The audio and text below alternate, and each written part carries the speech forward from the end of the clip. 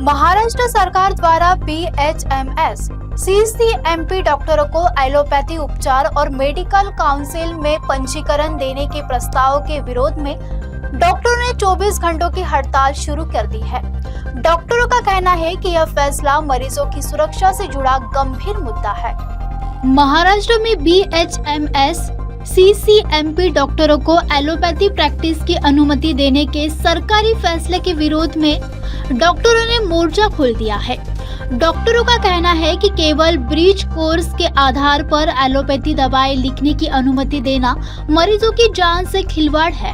उनका तर्क है कि MBBS की पढ़ाई में वर्षों तक रोग की पहचान, इलाज, जटिलताओं और आपातकालीन चिकित्सा का प्रशिक्षण दिया जाता है, जबकि ब्रीच कोर्स इसकी बराबरी नहीं कर सकता।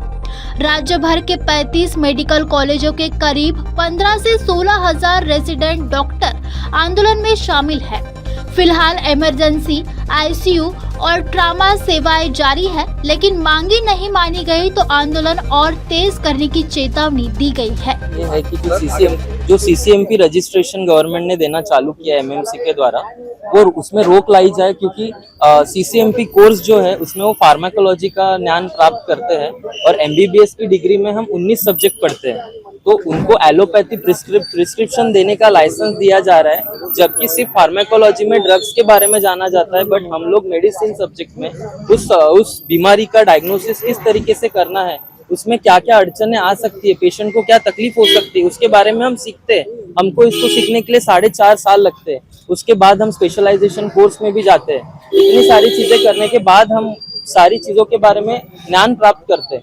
बट BHMS के द्वारा अगर 6 महीने का कोर्स या 1 साल के कोर्स में भी अगर वो सिर्फ फार्माकोलॉजी के बारे में पढ़ के प्रिस्क्रिप्शन लिखेंगे, तो इसमें जो पेशेंट की हानि होगी उसके लिए जवाबदार कौन रहेगा। ऑलरेडी विदाउट लाइसेंस भी बहुत सारे निग्लिजेंस हो रहे हैं, जिसमें पेशेंट की डेथ तक हो चुकी है, जस्ट बिकॉज पेशेंट्स को गलत दवाई दी गई है विदाउट लाइसेंस। पहले तो अभी तक लाइसेंस भी नहीं दिया गया है, ऑलरेडी उन्होंने प्रिस्क्रिप्शन करना चालू कर दिया, सालों से कर रहे हैं, और उसके बाद भी पेशेंट्स की डेथ तक हो चुकी है, फिर भी उस पर कोई एक्शन नहीं लिया गया है।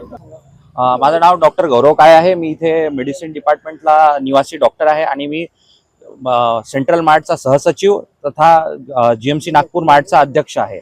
आणि आमचा जो आजपासून हा सुरू झालेला प्रोटेस्ट आहे, हा गव्हर्नमेंटनी जे BHMS डॉक्टरांना CCMP अर्थात clinical course in modern pharmacology हा 1 वर्षाचा ब्रिज कोर्स करून त्यांना जे हे मॉडर्न मेडिसिन अर्थात ॲलोपॅथी प्रॅक्टिस करण्याचं जे लिगलाइज लायसन्स देण्याची जी प्रक्रिया सुरू केलेली आहे, त्याच्या विरोधात हे आमचं आंदोलन आहे। आणि हे आंदोलन आमच्या फायद्याकरता नसून सामान्य जनतेच्या, सामान्य रुग्णांच्या फायद्यासाठी आहे।